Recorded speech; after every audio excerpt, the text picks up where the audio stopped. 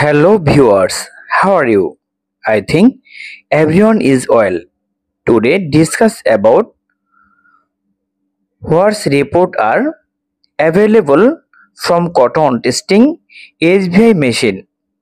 What reports are available from cotton testing HBI machine অর্থাৎ কোয়ালিটিতে যে HBI মেশিন আছে সেই HBI মেশিনে তুলা টেস্ট করে কি কি রিপোর্ট পাওয়া যায়।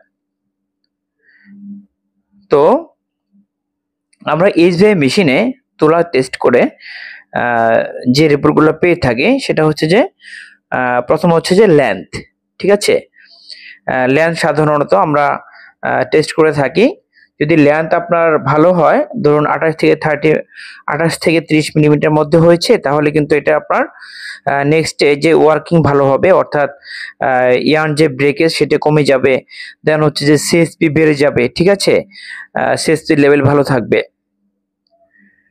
তো নেক্সট হচ্ছে স্ট্রেংথ, অর্থাৎ গ্রাম পার ট্যাক্স, এটা একক হচ্ছে গ্রাম পার ট্যাক্স। তো এই স্ট্রেংথ যদি ভালো থাকে তাহলে আলটিমেটলি কিন্তু ইয়ার্নের কোয়ালিটিও ভালো হবে, সিএসপি লেভেল ভালো হবে, ঠিক আছে।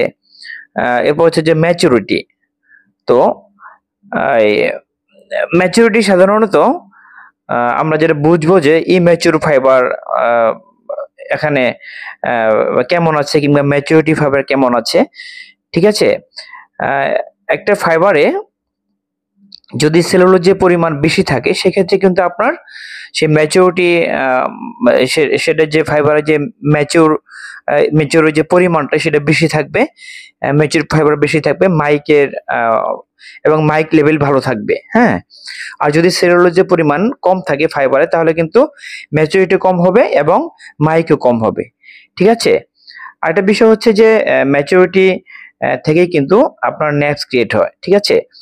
তো আপনার যদি ইম্যাচিউর ফাইবার দিয়ে যদি কোনো ফ্যাব্রিক তৈরি করা হয়, অর্থাৎ ফ্যাব্রিক তৈরি করার সময় যদি ধরুন যে যেখানে ডাইং করা হবে সেখানে ডাই অ্যাবজর্ব কিন্তু কম করবে, আলটিমেটলি কি হবে যে এটা শেড ভেরিয়েশন চলে আসবে যদি ইম্যাচিউর ফাইবার থাকে। দ্যাট মিনস ওটাকে আমরা ডেড ফাইবার বলতে পারি, ঠিক আছে।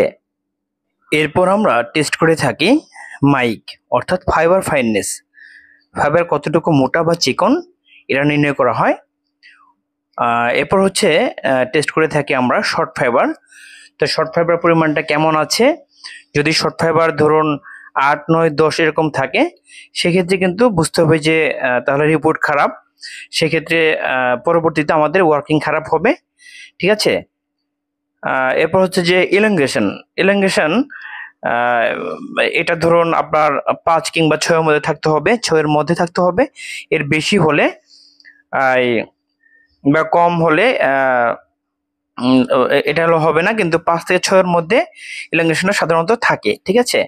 এরপর হচ্ছে যে কালার, হ্যাঁ, কালার অর্থাৎ প্লাস বি, যেটা প্লাস বি রেঞ্জ হয়তো আপনার 9 থেকে 11 মধ্যে থাকে, এর মধ্যে থাকলে সবচেয়ে ভালো হয়, ঠিক আছে। তো এই বিষয়গুলো আসলে আমাদের তোলার মান নির্ধারণ করার জন্য এগুলো আমরা HBI মেশিনে টেস্ট করে থাকি, ঠিক আছে। এ হচ্ছে আজকের টপিক, আশা করি বুঝতে পেরেছেন। আজকে এ পর্যন্তই, পরবর্তীতে নতুন একটি টপিক নেবেন ইনশাআল্লাহ। ততক্ষণ ভালো থাকবেন, আল্লাহ হাফেজ।